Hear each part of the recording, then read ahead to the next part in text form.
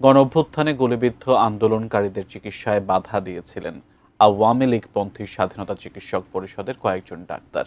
ছাত্রলীগের সশস্ত্র নেতাকর্মীরাও হাসপাতালে ঢুকে আহতদের পরিচয় জানতে চেয়েছিল। শেখ হাসিনার বিরুদ্ধে ট্রাইব্যুনালে দেওয়া সাক্ষ্যতে এসব কথা বলেন ঢাকা মেডিকেল কলেজ হাসপাতালের একজন চিকিৎসক। বিস্তারিত জানাচ্ছেন জাবেদ আক্তার। জুলাই আগস্টের মানবতাবিরোধী অপরাধের মামলায় ক্ষমতাচ্যুত প্রধানমন্ত্রী শেখ হাসিনা, সাবেক স্বরাষ্ট্রমন্ত্রী আসাদুজ্জামান খান কামাল সহ ৩ আসামির বিরুদ্ধে মঙ্গলবার পর্যন্ত ৯ দিনে ২৯ জন সাক্ষ্য দিয়েছেন আন্তর্জাতিক অপরাধ ট্রাইব্যুনাল ১-এ। রাজসাক্ষী হওয়া সাবেক আইজিপি চৌধুরী আবদুল্লাহ আল মামুনের উপস্থিতিতে মঙ্গলবার ৯ম দিনে সাক্ষ্য দিয়েছেন ৫ জন।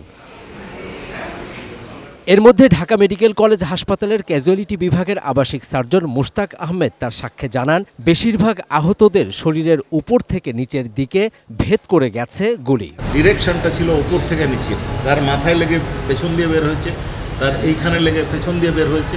এর থেকে ওনাদের ধারণা, এবং যারা জখমি তারাও বলেছেন যে এটা হেলিকপ্টার থেকে অথবা বাড়ির উঁচু ভবন থেকে গুলি করা। ডাক্তার মুশতাক তার জবানবন্দিতে আরও জানান, জুলাই আন্দোলনের সময় গুলিবিদ্ধ রোগীদের সন্ত্রাসী আখ্যা দিয়ে চিকিৎসায় বাধা দেন সাচিপের ঢাকা মেডিকেল শাখার কয়েকজন ডাক্তার।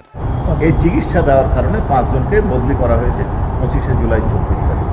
ছাত্রলীগের সশস্ত্র সন্ত্রাসীরা বাধা প্রদান করেছে, অ্যাম্বুলেন্স চেক করেছে, এবং যদি ছাত্র মনে হয় তাহলে তাদেরকে ঢুকতে দিতে চাননি। এরপরে তারা ভিতরে যে রোগীদের পরিচয় শনাক্ত করার চেষ্টা করে। মঙ্গলবার ঢাকা মেডিকেল কলেজ ও হাসপাতালের সার্জারি বিভাগের সহকারী রেজিস্ট্রার ডাক্তার মনিরুল ইসলাম এবং মিটফোর্ড হাসপাতালের সহকারী পরিচালক ডাক্তার মফিজুর রহমানও ট্রাইব্যুনালে সাক্ষ্য দিয়েছেন। এছাড়া চাংখারপুলে শহীদ হওয়া ১০ম শ্রেণীর ছাত্র শাহরিয়ার খান আনাসের নানা সাইদুর রহমান ও জুলাই আন্দোলনে ফেনীর একজন প্রত্যক্ষদর্শী নাসির উদ্দিনও সাক্ষ্য দিয়েছেন ট্রাইব্যুনাল ১-এ। Javed Akhtar, ATN News, Dhaka.